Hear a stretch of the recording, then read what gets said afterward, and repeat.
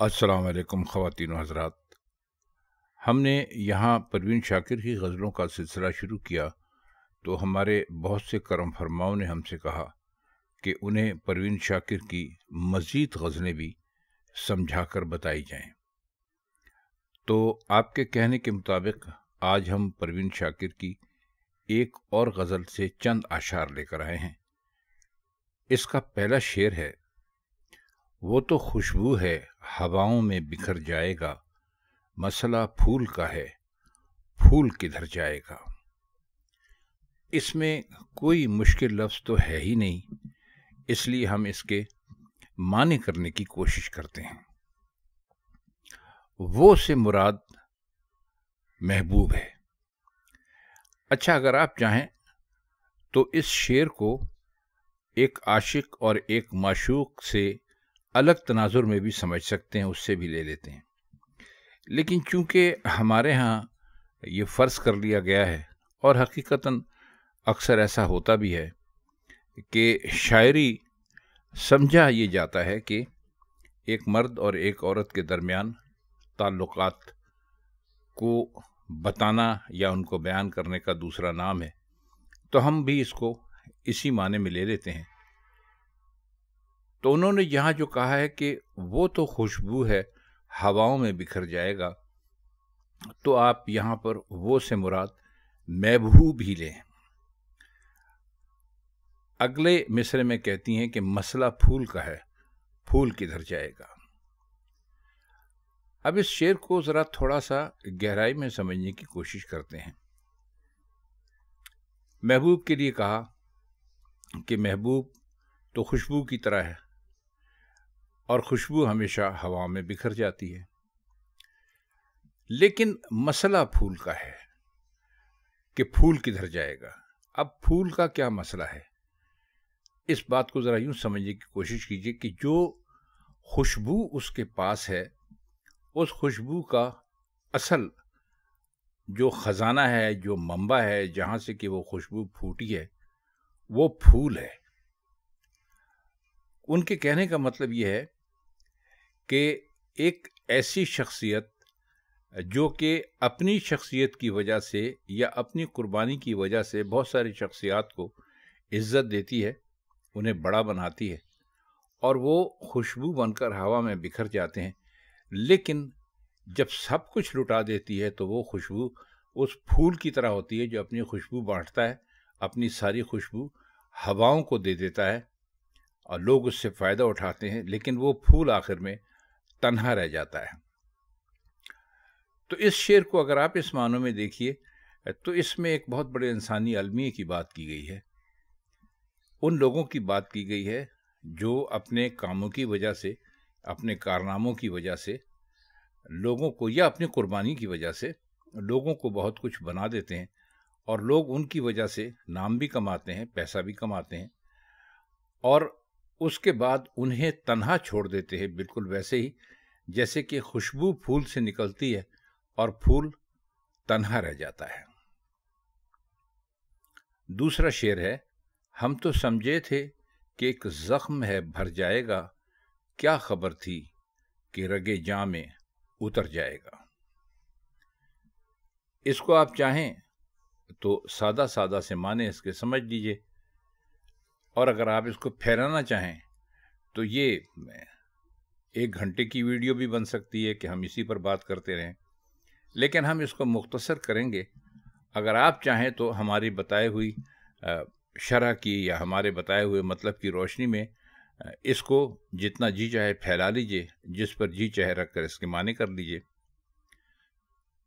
तो शायरा ये कहती हैं कि ये जो हमें मोहब्बत का ज़ख्म लगा था, हम समझे थे कि जैसे हर ज़ख्म भर जाता है, ये भी भर जाएगा।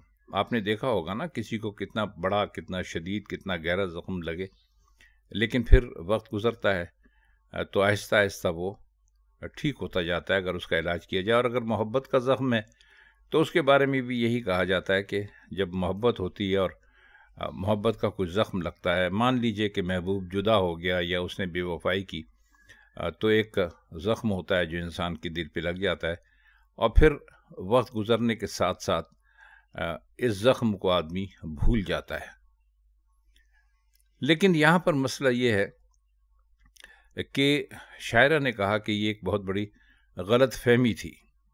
ہمارا خیال یہ تھا کہ ہمیں جو محبت کا زخم لگا ہے، جیسے اور زخم بھر جاتے ہیں یا اور لوگوں کے ہم نے زخم بھرتے دیکھے ہیں، تو ہمارا زخم بھی بھر جائے گا، لیکن ہمیں یہ پتہ نہیں تھا کہ یہ زخم صرف دل پر نہیں، رگ جاں میں اتر گیا ہے۔ اب رگ جاں کون سی ہوتی ہے؟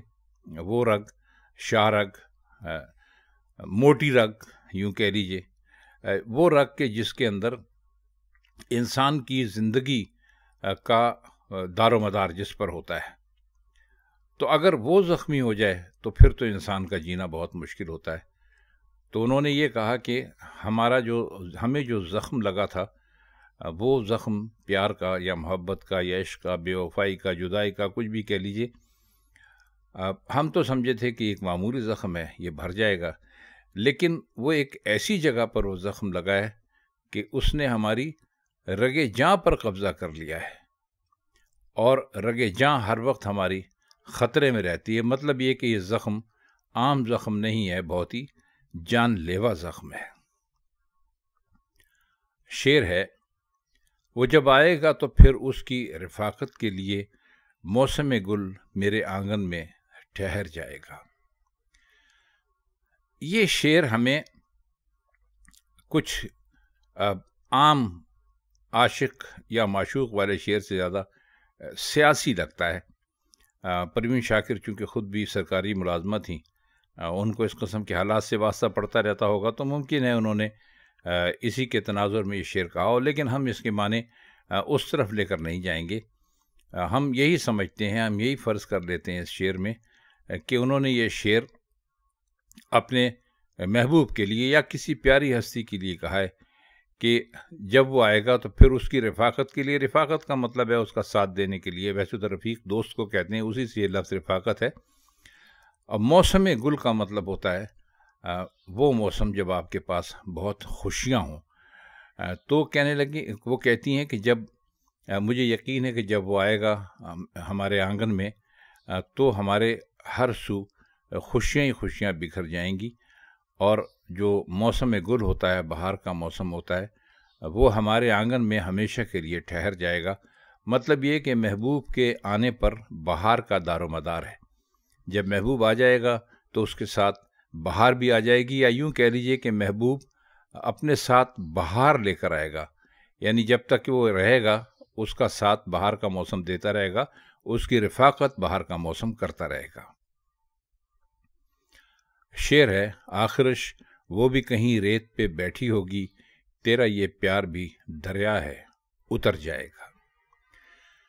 اس شعر میں آخرش کا مطلب ہے آخر کار۔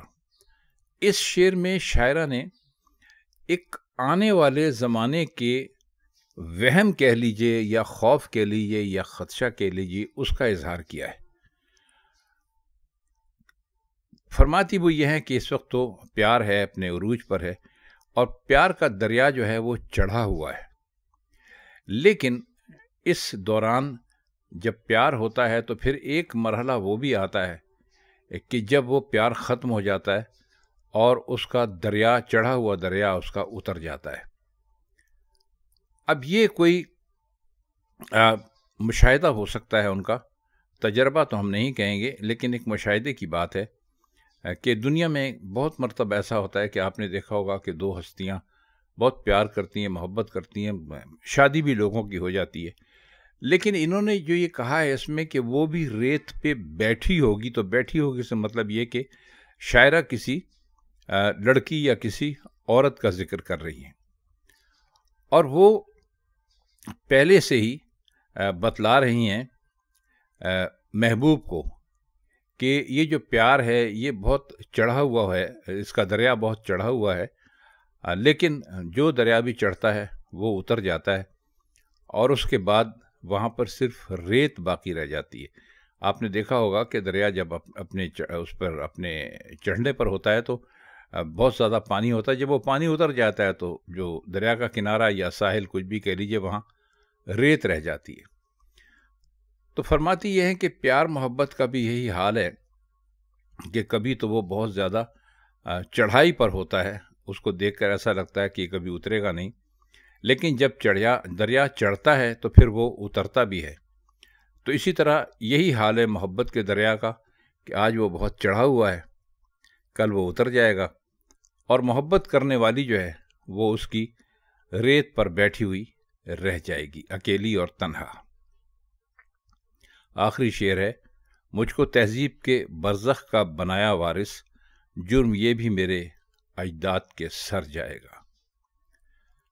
تہذیب سے مراد آپ یہاں پر سویلائزیشن ہی لیجیے،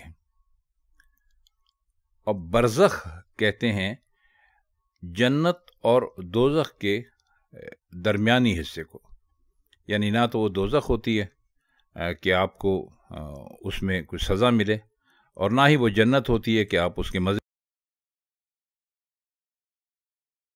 دونوں کے درمیان کا جو علاقہ ہے اس کو برزخ کہا ہے۔ اور شاید یہ برزخ انہوں نے جو کہا ہے اس کو، یہ دنیا کو کہا ہے یا اپنے ارد گرد کے ماحول کو کہا ہے۔